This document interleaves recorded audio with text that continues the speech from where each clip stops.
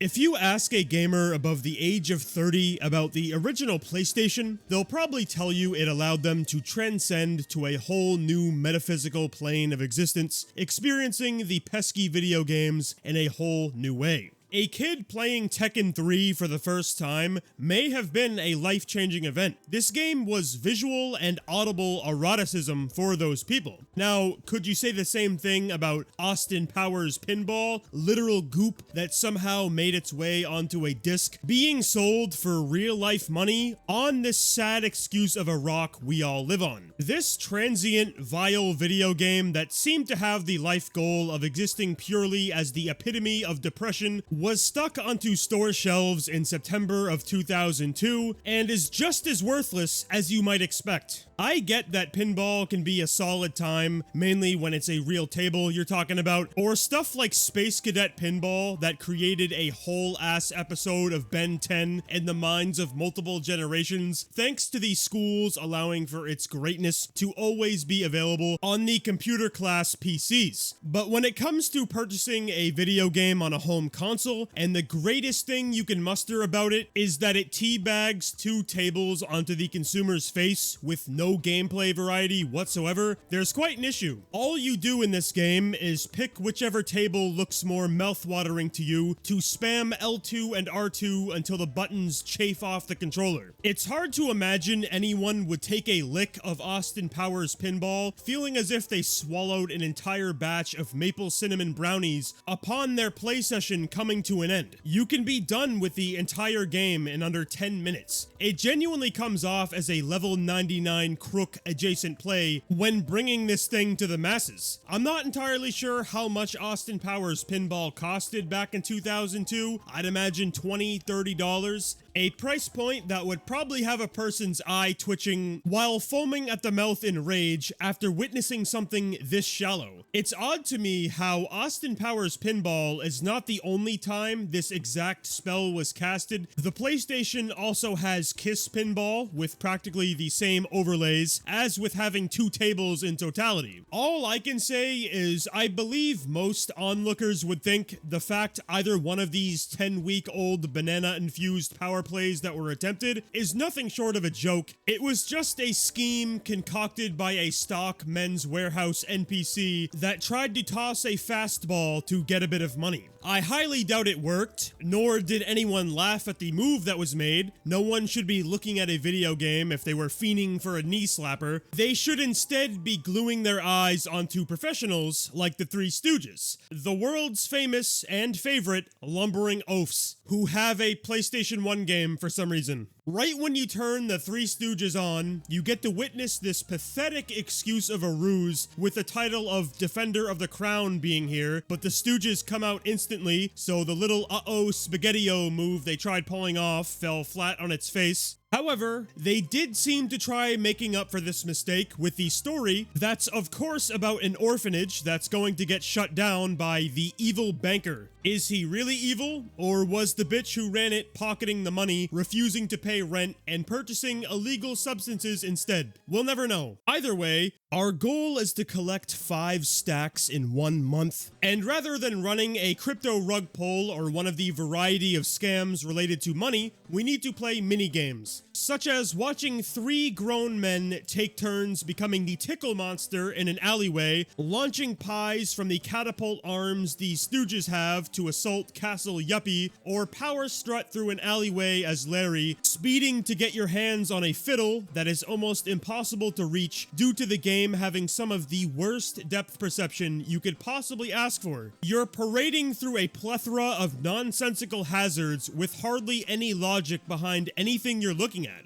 But as I was stomping through, I thought I recognized this exact level, because I did. What we have here is a remastered version of the NES Three Stooges game that, to my understanding, is already considered to be one of the worst games on that console. Golly, sounds like a fantastic 130 IQ Galaxy Brain play, man. Out of every NES game, you picked the Three Stooges. Is it because doing this was easy? Stick a few mini games on a disc, then call it a day in 2004? This is the kind of stuff that will get you killed in the wrong neighborhood. You can experience the whole game in such a short time frame, just like the pinball titles. It's shocking this was even sold. During the NES days, the quality of the Three Stooges was more understandable. The amount of gunk-ass, melted mold-covered cheese coming off an assembly line was a common occurrence, since no one during this era knew what was going on. It obviously doesn't justify how much money they costed. Some of those carts were like $40 to $50, estimated to be over $100 in today's money, which makes me sick to think about dishing out that much for a wonderful game like Where's Waldo or Three Stooges. But in 2004, what was this tactic? What was the goal here? At least with the pinball games, a person could argue there's a fart in the wind duration of fun to be had. There's no way a human being could say that about this unless they pretended they were a Hammer brother with Butterfingers and created a cereal bowl level crater in their skull. The only remotely intriguing thing I ran into during my entire time playing was discovering that a person of the Batista family tree took part in the Three Stooges creation. Other than that, if you happen to purchase Three Stooges in the early 2000s, you put your money into a 50-foot pit and got sacked by digital pirates. Hopefully being a time of learning. If you fall for this, you need to learn how to invest more wisely, like sticking that money into known IPs with higher initial expectations, say maybe a Hellboy Asylum Seeker. I haven't seen any of the half-human Clifford's movies since I was in elementary school, not entirely sure why 7 to 8-year-olds were being shown Hellboy, but they were, and at this point, I forgot what happened. If they're anything like this game though, I might actually start collecting Hellboy action figures to reintroduce this physically deformed jelly bean to his homeland. Off the hop, I was waltzing around trying to find buttons allowing me to open a door that presumably was a short mental test for the action that was about to unfold. The combat is undoubtedly an outer body experience. I had no idea if I was doing damage to the zombies that got in my face. My fists come off as nothing more than a boiled pasta noodle, while their decrepit adamantium skin was absorbing hit after hit with no domination being ensued. This unstoppable nature seems to be a common occurrence in the HBU. My second battle was against a creepypasta monster. It looks like a bird of some kind that thankfully got stun-locked by the big K Nux, or the small K Nux I should say. Our lovely granite countertop brained protagonist oddly chooses to prioritize his minuscule fist rather than the oversized one while punching people, when he gets to do it at least. Asylum Seeker seems to be split into two halves. One is fighting enemies and the other is doing puzzles. The first real sniff the big hell demon man gets of having his brain tested is when you view his inability of walking into an area that is too dark. When I entered this tomb, I had no understanding of what was going on. I thought the alpha male could play ball, advancing through the treacherous hazards with ease. Apparently not. Lukewarm boy actually dropped dead from butting his head against the shield of darkness too many times. Little did I know, I had to grab one of the torches off of the wall, allowing the mystical force field to lower, so the red machine could continue his quest, beating on more undead goons, to then stumble onto an actual puzzle, where you are forced to grab rocks off of the floor, finding the correct one to stick on each platform. I scraped these things up, not sure which platform to stick them on. It was a hintless expedition that was completed by yours truly, that shortly and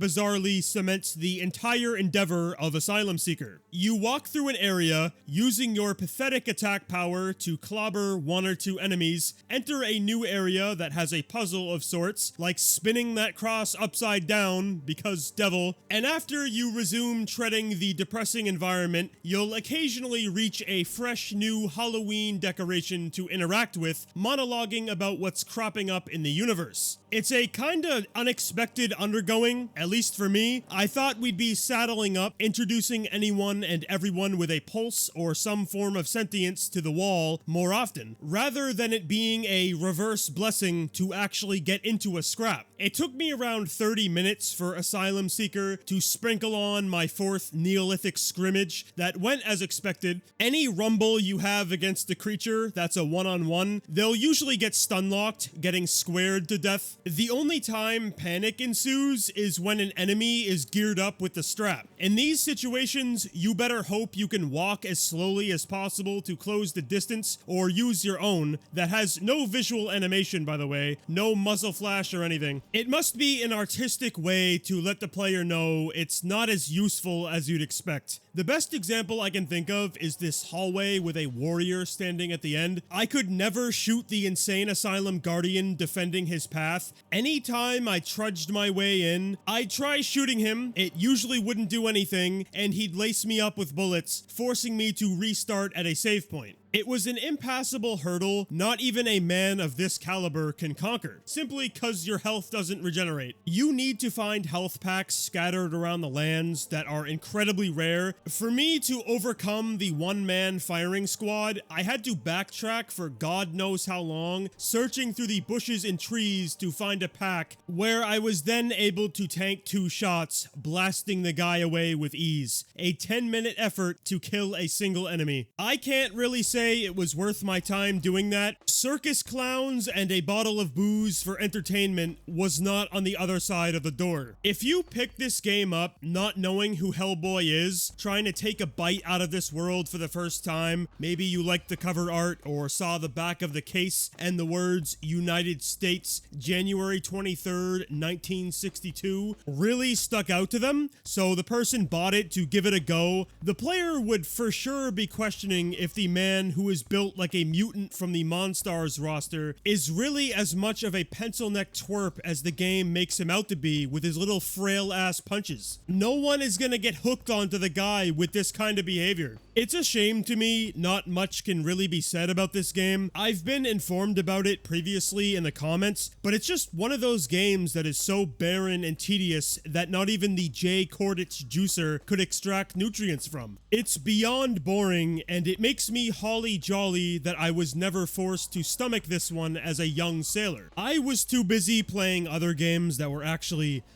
fun, which I guess could have still been bad for me overall. I should have been delving into universes that would have inspired me for future life, like Barbie. When you're speaking on a talent, a career path, anything at all, there's no one who does it better than her. She's accomplished everything, doing fucking burnouts around any sad-ass mortal who calls themselves a professional. Not only speaking for today, but even for previous generations. If this video somehow reaches people from the 1600s who would have been considered professional adventurers, Barbie is going to show you how it's really done in Barbie Explorer. Barbie can obviously run better than you. She's like an actual horse carrying multiple buggies on her back, while also being equipped with the Sonic the Hedgehog spin dash, able to tear through any environment. It's a multi-use ability. She can even perform it in place as an intimidation tactic, scaring off predators everywhere. If there are people out in the world who ever thought she did not possess the powers of little green men, show them this and their mind will be changed. Unsurprisingly, the living Ultima weapon doesn't just stop at rolling. Barbie has the ability to climb up smooth stones with her bare hands, or run up and down mudslides with ease. You'd think if you put her in American Ninja Warrior, her mind would be playing Fruit Ninja in real time, slicing up the course better than anyone ever could. A mentality that is 100% true,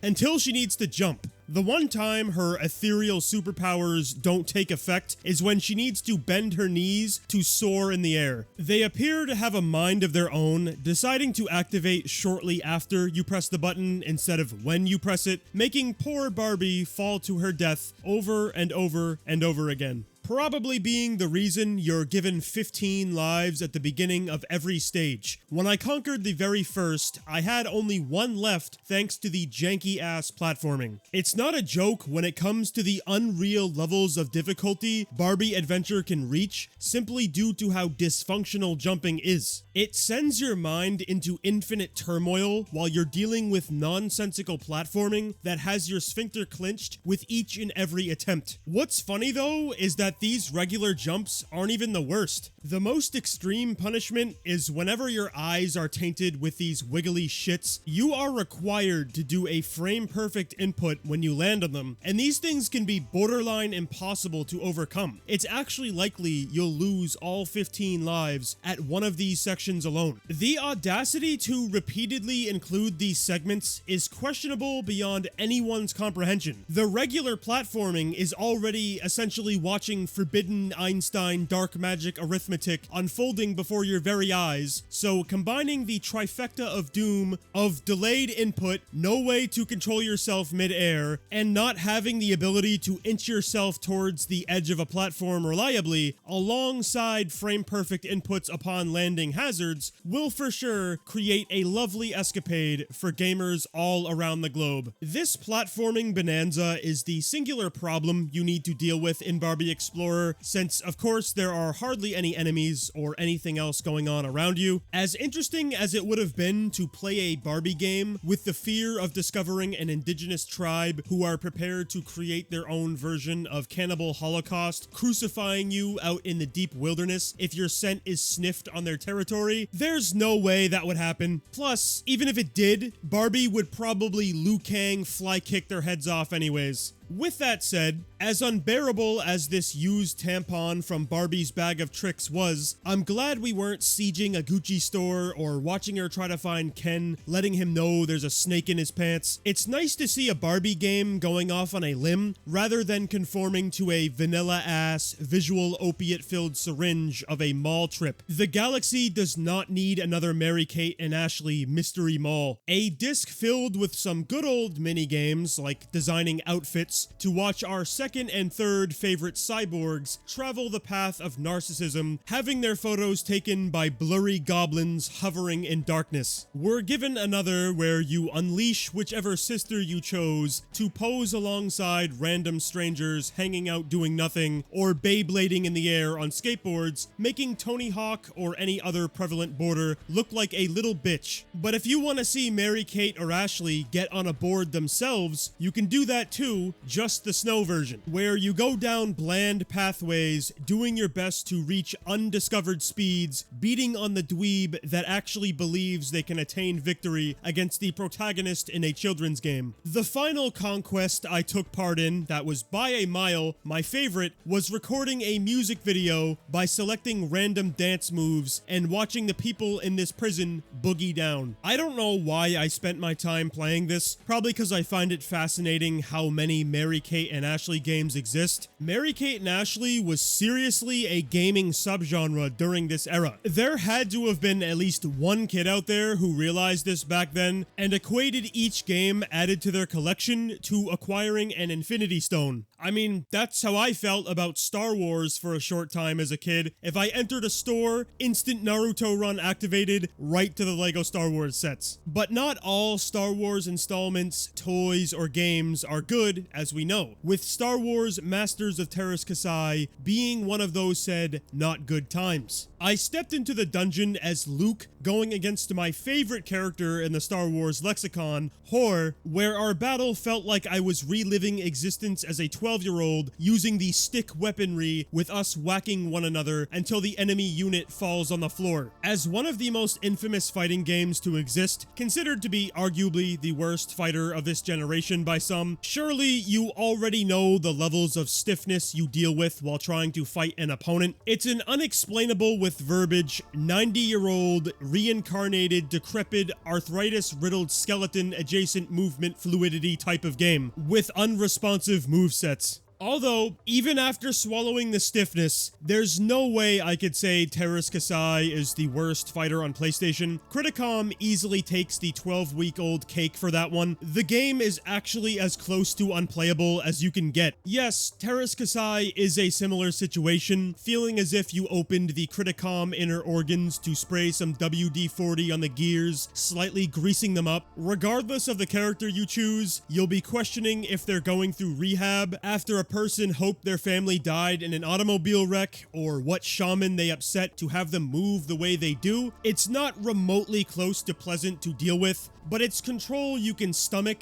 if you had nothing better to do or hated Darth Vader that much and want him dead. He's the final boss, and I exploited the fuck out of him without a second thought. Eons of being told the guy is an unstoppable beast, god of the multiverse, yet the plastic tin-canned goofball couldn't handle the boy whirlwinding in the air, doing his drop-down lightsaber smash repeatedly. I don't really like playing this way, but as I've gone through the life battle pass, I've dealt with enough of the 90s fighting game hootenanny with the AI being fucked beyond all belief, so I don't take chances anymore. The immediate second I uncover a move that exploits the AI and lets me win, that maneuver will be soaring off the conveyor belt at a sweatshop 15-cent an hour pace. Upon completing arcade mode with a few characters, trying to do a speedrun deep dive of Teräs Käsi, uncovering why the game has the reputation it does was more than brain dead. When you dish out a game and the one thing the player is expecting to have function works at the level of a 40-year-old vehicle found on Mars, it's apparent where the conclusion comes from. But again, Criticom will forever and always be the reigning king of rot when it comes to fighters in my eyes. As raunchy as Teräs Käsi is, Star Wars swung for the king and completely missed. There's no competition or questioning the ordeal. The only moments of pondering I had with Teräs Käsi was more about the little things rather than comparing it to other titles on the market, like why does Luke have an Omega case of fat face? It looks like he stuck his head inside of a beehive. And the other is, with all this negativity going around, it's shocking to me why not a single person tried to use the stiffness of control and turned it into something positive. You could easily create a gas station pee-pee pill out of it. If your partner likes a stern saber, light up their night with War of the Star, then slap footage of this game on an advertisement, and you're good to go. We currently live in an era of misinformation and psychosis, so you could easily bring this game back, execute that special move, and that deviant tactic would absolutely work on a group of the mouth-breathing troglodytes who walk this planet. Drool would exit the mouth after seeing blonde bowl-cut man with his green sword struggling to move, visually representing what would be going on under the belt. Then, when they hear about the war going on under the bedsheets, it would become an instant classic for the industry without even trying. It's the embodiment of what the expectation was for games like Käsi. Insert the cute animal kind of platformer game, bringing a new product to the world that people everywhere will love. Unfortunately for this mouse, his career was stunted due to him partaking in a video game that tells you everything you need to know in a matter of seconds immediately after starting. In the early days of the PS1, hurling out experiments was sort of an expected play with new hardware, but this one went a little haywire with it. You start off in this rotten 2.5D side-scroller where you can barely control yourself. The big dog carves through space and time with movement, making not receiving damage a challenge in of itself as you spelunk across a bookshelf that has the sense of direction similar to running through a cornfield, trying to discover the buried treasure posted from a scam Craigslist advert. I had no idea where I was going. I was just ascending into the stratosphere at unparalleled speeds, either dying repeatedly from oddly smoothed ants with no faces, little slime monsters, and whatever other creatures that crawled out of the reservoir slush, or I was existing in sheer confusion, jumping around aimlessly, not knowing what to do. Until I eventually stumbled into a few arrows menus that showed me a cutscene, blessing me with a firearm that I was able to use in the next area, which was a top-down camera angle level that, similarly to the first, was absolutely preposterous to control. And what happens after this? Why, of course, you ride on a leaf, surfing in the sewers, annihilating purple sharks when they jump out of the water with the most aggressive flashes in history, to then enter a straight 2D level, traversing a cave, exiting on a minecart to witness a joyride that's as memorable as the '04 Superman roller coaster incident, finally reaching a boss with our beloved mouse hanging from a string, descending into a spider's kingdom, blasting at the Lord with explosives, where just surviving is a genuine difficult task. The ultimate arachnid phenom can destroy the big cheese in seconds, thanks to the spider consistently trying to give you a kiss during the battle. I was not kidding about the depth of experiments going off in Cheesy. Almost every level is a different type of game. Clearly, the people making it were trying to stuff in as many elements as they could, doing their best to experiment with the new hardware, which is a commendable feat, even if the game is as enjoyable as chomping down on a piece of rusty metal with a 100% chance of getting tetanus from it. Now, with this straightforward vanilla quest laid out, I'd still rather sit through the ramshackled wasteland of Cheesy than play a game like Bubsy 3D, a title in the same conversation as Star Wars Masters of Teräs